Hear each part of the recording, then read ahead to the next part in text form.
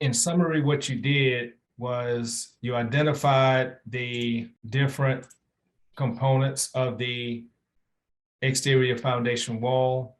You have a 10-inch CMU block wall, 4-inch cap block, the 2x6 seal plate, and 4-inch brick. So that's the composition of the wall. In order to create those various objects, you created a rectangle to represent the CMU portion of the wall.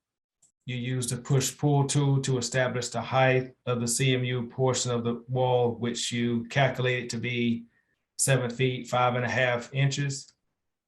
On top of the 10-inch CMU, what you ultimately did was use the, for the 4-inch cap block, what you did with that was to use the push-pull tool, and you tapped your control key on the keyboard to be able to add an additional section to that wall.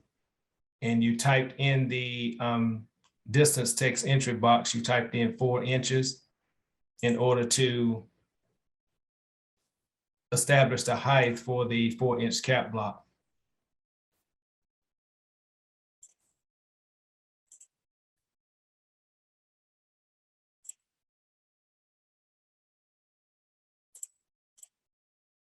For the 2x6 seal plate, you created a rectangle that had the dimensions of 5.5 wide and 1 1/2 high, because those were the actual dimensions for a 2x6 dimensional lumber. And you use the follow me tool to sweep the seal along the top and inside edge of the 4-inch cap block. So you had your cursor to follow that edge in order to sweep the rectangular shape around the foundation, the top of the foundation, specifically the top of the 4-inch cap block. For the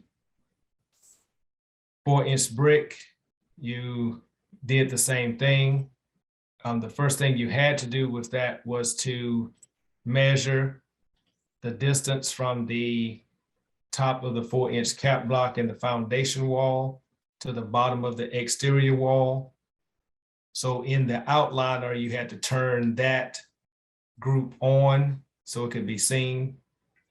You created a rectangle that was 3 5/8 of an inch wide, and whatever the height that you measured with the tape measure tool between the 4-inch cap block and the foundation wall and the exterior wall, whatever that distance was, that was the dimension that you typed in for the size of the rectangle. And again, you use the follow me tool to sweep the brick along the top and outside edge of the 4-inch cap block in order to create that. And then you added material to each of the components in the foundation wall in order to distinguish each section or each component within that foundation wall.